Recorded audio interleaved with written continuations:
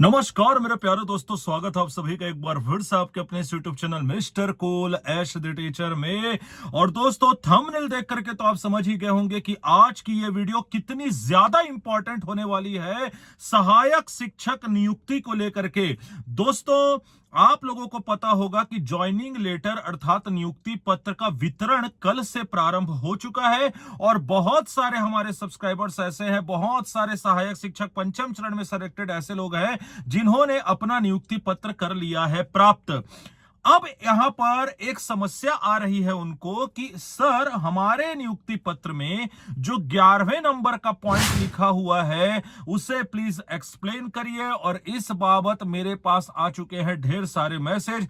जैसा कि आपको पता है कि सबसे पहले और सबसे तेज आपका अपना mister cool as the teacher ही आपको करता है सॉल्यूशन प्रदान। तो चलिए इस वीडियो के माध्यम से मैं आपको समझाता हूं कि आखिरकार 11वें नंबर के लाइन का मतलब क्या है। वीडियो थोड़ी सी लंबी होगी, इसलिए वीडियो को अंत तक के देखिएगा पूरे परिस्थिति को अच्छे तरीके से समझने के लिए।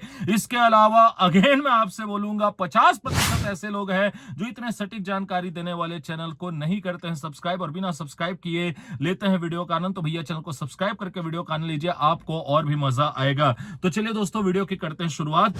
दोस्तों, जैसा कि आपको यहां पर ज्वाइनिंग लेटर में दिख रहा होगा, ज्वाइनिंग लेटर में 1 से लेकर के 11 पॉइंट तक के वे शर्तें बताई गई है जिसके बाबत आपकी सेवा को रखा गया है। अर्थात इन शर्तों के अधीन आपकी सर्विस जो है वो है, अर्थात इन शर्तों के अधीन आप अपनी शासकीय नौकरी करेंगे। अब इसमें से 1 से लेकर के 11 तक के सारे पॉइंट्स को मैं चाहूंगा कि आप अच्छे से पढ़ लें। इसमें से 1 से लेकर के 10 तक के जो पॉइंट है वो उनमें ऐसा कोई रॉकेट साइंस नहीं है जिसे आप ना समझ सके, इसलिए मैं उनकी तरफ आपका ध्यानाकर्षण नहीं करवाना चाहूंगा। लेकिन जो 11वां नंबर का पॉइंट है जिसे लेकर के आप लोग परेशान हैं, तो चलिए एक बार उसे पढ़ते हैं, फिर एक एक करके डिटेल में इसकी चर्चा करते हैं। इसमें लिखा गया है, उपरोक्त आदेश माननीय उच्चतम न्यायालय नई दिल्ली में दायर एसएलपी सिविल क्रमांक 19/668/2022 और डायरी नंबर 55/132/2024 एवं अन्य में पारित होने वाले अंतिम आदेश निर्णय तथा माननीय उच्च न्यायालय छत्तीसगढ़ बिलासपुर में दायर याचिका WPS नंबर 925/2025 एवं अन्य में पारित होने वाले अंतिम आदेश के अध्याधीन रहेगी। अर्थात आपकी जो नियुक्ति हुई है दोस्तों सहायक शिक्षक के पद पर, ये 3 केसेस के सब्जेक्ट टू आउटकम के ऊपर निर्भर करेगी। जी हां दोस्तों, आपने बिल्कुल सही सुना। अब इसमें मैं एक एक करके एक एक केस का डिटेल आपको बता देता हूं कि किस तरीके से ये आपकी नियुक्ति को इफेक्ट कर सकता है, इसलिए अंत तक के देखिएगा। और सबसे पहले हम उस केस को देखते हैं जिसके बारे में लगातार मैं आपको अपडेट देते आ रहा हूं, और वो है 925/2025। दोस्तों, इसके बारे में मुझसे अच्छा और मुझसे तेज आपको अपडेट किसी ने नहीं दिया है। 925/2025 का मतलब है दोस्तों डीएड वर्सेस डीएड, अर्थात ऐसे बीएड कैंडिडेट्स जिनके पास डीएड की डिग्री है और जिसके ऊपर अब भी 26 मार्च को सुनवाई हुई थी दोस्तों, जिसके ऊपर पूरा डिटेल्ड से मैंने 3 वीडियो बनाया हुआ था। 2 वीडियो पूरी सुनवाई की लाइव और तीसरी वीडियो जो थी वो उसका एनालिसिस था। तो आप उसे जाकर के देख लीजिए, आपके समस्या का समाधान नहीं होगा। चूंकि वीडियो लंबी हो जाएगी इसलिए फिर से मैं उसको डिस्कस नहीं करना चाहता। तो 925/2025 का जो केस है दोस्तों वो तो पूरी तरीके से क्लियर है, आप उसको जाकर के देखेंगे तो समझ में आ जाएगा। लिंक आपको डिस्क्रिप्शन बॉक्स में मिल जाएगी। अब बात कर लेते हैं बाकी दोनों केसेस की, जो कि आप में से बहुत सारे लोगों के लिए है नया। और इसमें सबसे पहले बात कर लेते हैं अब दूसरे नंबर के केस की, जो है 55/132/2024। यह है state of Chhattisgarh versus Bhuvneshwar Sahu. तो मैं आपको बता दूं दोस्तों, यह है एक रिव्यू पिटीशन। जी हां दोस्तों, यह है रिव्यू पिटीशन और यह दायर किया गया है बीएड कैंडिडेट्स की ओर से। जाहिर सी बात है, उनकी नौकरी को, उनकी सेवा को सुरक्षित करने के बाबत। तो जैसा कि आप लोग को पता है कि ऑनरेबल जस्टिस अरविंद कुमार वर्मा जी के बेंच में 15,927/2024 अर्थात कंटेम्प्ट ऑफ कोर्ट की जो सुनवाई अभी चल रही है, जिसकी नेक्स्ट हियरिंग 1 तारीख को होने वाली है। तो आपको पता होगा कि पिछली सुनवाई में रिस्पोंडेंट की तरफ से यह दलील दी गई थी कि सुप्रीम कोर्ट में रिव्यू पिटीशन जो है इस मामले का लगा हुआ है।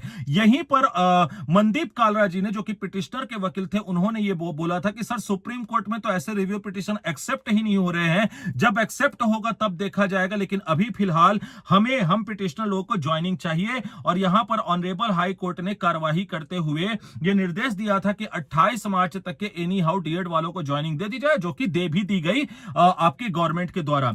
लेकिन यहां पर दोस्तों ये जो रिव्यू पिटीशन है ये लगाया गया है बीएड कैंडिडेट्स की ओर से, जो कि फिलहाल सुप्रीम कोर्ट में पेंडिंग है। और मैं आपको बता दूं दोस्तों, इसे अभी तक के डेट भी नहीं दिया गया है, अर्थात इसे अगर एक्सेप्ट किया जाता है तो इस रिव्यू पिटीशन में सुप्रीम कोर्ट में सुनवाई होगी, अन्यथा नहीं। अभी फिलहाल इसे लेकर के कोई भी डेट नहीं दिया गया। और मैं आपको बता दूं दोस्तों, इसे 26 नवंबर 2024 को ही दायर किया जा चुका था। Bhuvneshwar Sahu versus state of Chhattisgarh का है ये मामला। तो ये हुआ दोस्तों दूसरा आपका केस, जो आप अच्छे तरीके से समझ गए होंगे। अब तीसरा केस, जिसके बारे में बहुत ही कम लोगों को ज्ञान होगा दोस्तों, लेकिन डोंट वरी, आप लोगों के समक्ष आपका अपना मिस्टर कोल टीचर है। और यह केस है दोस्तों diary number 34,303 2022, the state of Chhattisgarh versus Guru Ghasidas Sahitya Evam Sanskriti academy, जिसे SLP 19,668 2022 के नाम से भी जाना जाता है। अब बेसिकली दोस्तों ये मामला क्या है, मैं आपको डिटेल्ड में समझाता हूं। देखिए दोस्तों, ये जो मामला है ये बहुत पुराना मामला है, ये अभी का मामला नहीं है।